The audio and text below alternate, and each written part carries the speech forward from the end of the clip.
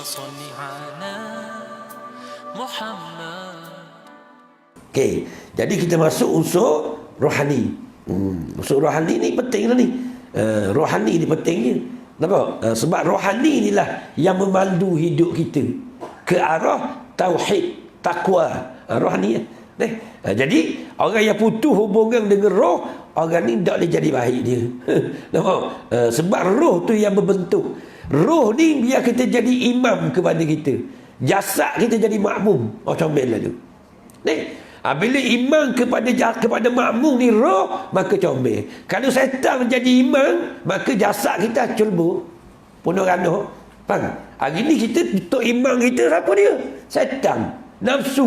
Maka rosak. Kita nak tok imam kita siapa dia? Roh. Baru comel. Tu dia. Sebab mulianya manusia ni kerana roh. Betul tak tidak? Sebab tu bila kita ngaji secara detail bab kejadian Adam itu, kita reka-reka suruh baca buku itu kan.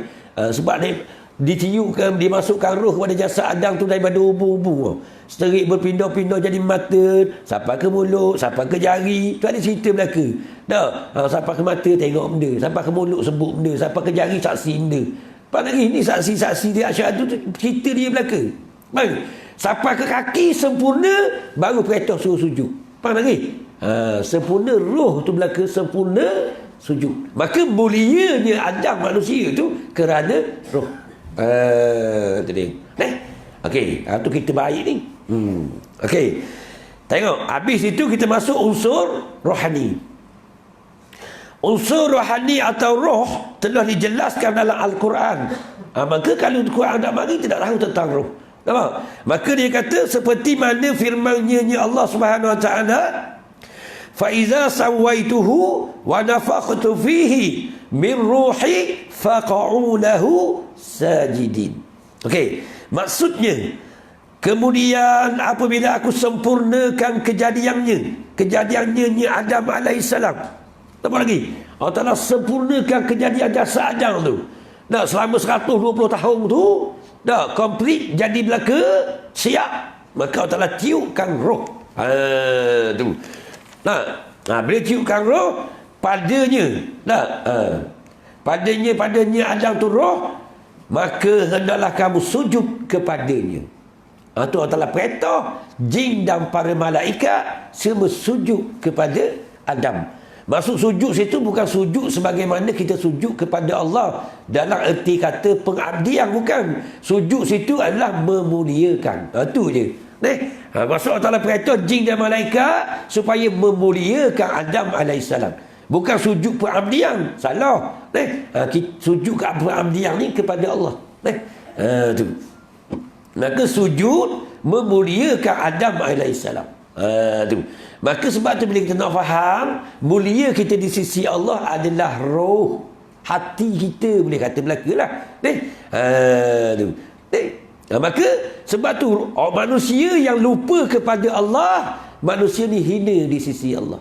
Yang ingat kepada Allah jasad ke roh? Roh. Betul? Maka sebab tu kita hari ni nak ingat kepada Allah, barulah kita jadi orang yang mulia di sisi Allah. Sebab tu Allah Ta'ala beritahu kepada kita dalam Quran. Dia kata innani anallahu la ilaha illa ana. Sesungguhnya akulah Allah, tiada Tuhan selain aku. Nampak lagi? Tuhan aku.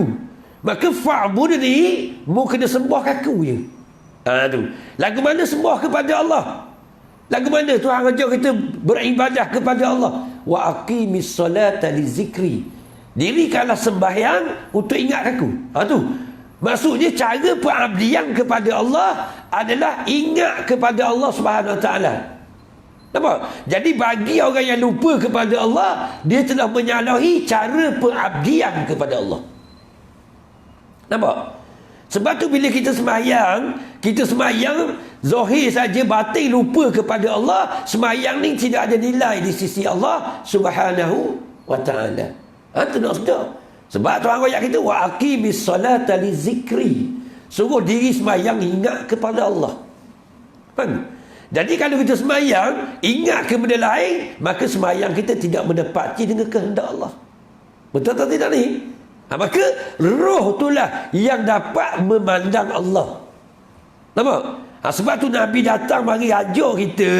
Dah dulu kita ingat kepada Allah, bila masuk ke alam syahadah, jasad ni kita pun lupa kepada Allah. Betul? Macam mana Nabi nak ajar suruh kita ingat balik? Nah, Nabi suruh kita membersihkan diri kita. Nampak? Daripada dosa. Nah, maka bila diri kita bersih daripada dosa, maka hijab yang memisahkan kita dengan Allah tu terbuka. Maka kita pun ingat balik penyaksian kita dengan Tuhan. Comel tadi. Jadi sekarang ni kita dah ingat ke Tuhan sebab alam syahadah. Jasad kasar ni yang menghalang kita ingat kepada Allah. Nampak? Sebab kesukaan jasad ni benda kemewahan, kerehatan, pitih banyak, lembek tebal, rumah besar, tiang besar, tiang sutuh, tamu besar ni, nak bapak ni tiang. Betul tak? Kayak gini lasik lagi, nak raya, nak batal lasik besar pera. Tamu dah tali rupiah macam zaman ayah kita dulu, mak kita. Dawa ikan, dawa tu ya, tarik, tak lasik sering gitu. Ni dok bah besar pera batal lasik. Tolok gegar susung lasik. Betul tak? Itu semua kesukaan jasad. Roh tak ambuh benda gitu. Roh nak Allah semata-mata. Nak ingat kepada Allah, nak zikir kepada Allah, nak baca Quran, nak qiyamul lail, nak bersedekah, nak hormat orang tua, nak taat ke ibu bapa. Itu kerja roh lah tu, kerja baik.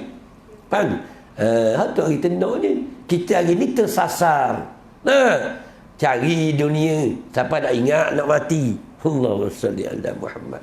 Kalau lembek ada ke 30 inci nak beli 30 inci. Betul tak? Lembek.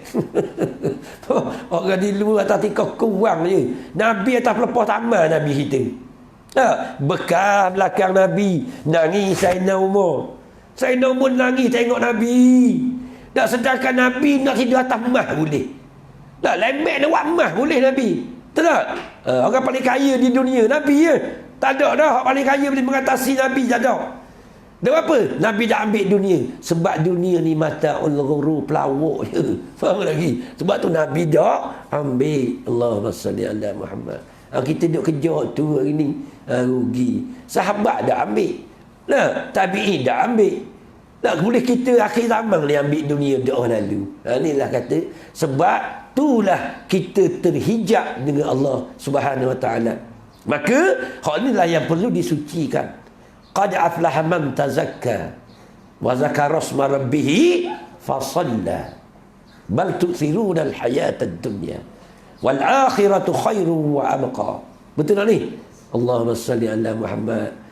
Kita hari ni terawih witir tau. Witir baca sabih ya, ke tak? Sabih isma rabbikal a'la. Sucikanlah nama Tuhanmu yang maha tinggi. Tak? Nak mensucikan Allah Subhanahu Wa Taala. Tu kita duk baca semua sabih tu imam baca, witir baca. Tapi kita dah ambil pengajaran daripada ayat tu, surah Al-A'la tu. Allahumma salli ala Muhammad. Allah sekali hak lain cek lagi. Sebab tu bila kita semayang daripada berdiri, rakaat, i'tidal, sujud. Sujud kita baca subhana rabbiyal a'la. Ambil mana? Ambil daripada sabih tu. Faham lagi? Sebab ketika sujud tu hakikatnya kita tidak memiliki apa-apa, fakir, basat tereng.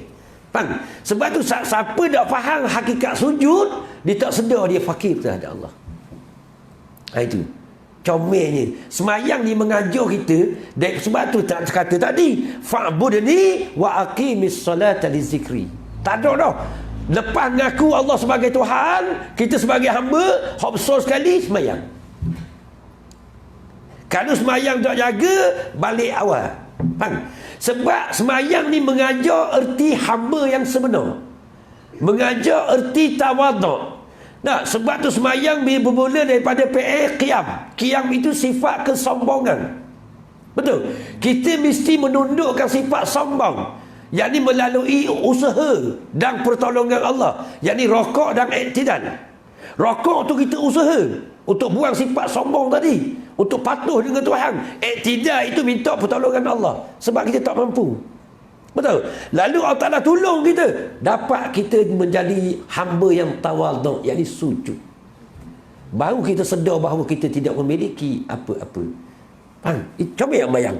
Comel kalau kita faham sembahyang. Tapi berapa orang yang belajar bab sembahyang secara betul? Dan syariat dan hakikat. Bukan sekadar syariat sahaja. Hikmah di sebalik bacaan, hikmah di sebalik perbuatan, hikmah di sebalik niat. Tu kalau kita belajar belaka tu. Faham lagi? Dah nak belajar sebab sibuk dengan dunia. Maka sembahyang kita tak ada kualiti. Nampak? Berapa ramai yang sembahyang hanya mendapat payah dan letih sahaja. Tak bagi orang sembahyang. Sembahyang tak ada nilai di sisi Allah. Sebab sembahyang yang ada nilai di sisi Allah, sembahyang yang ingat kepada Allah. Roh tu ingat kepada Allah. Dia musyahadah dengan Allah Subhanahu wa taala.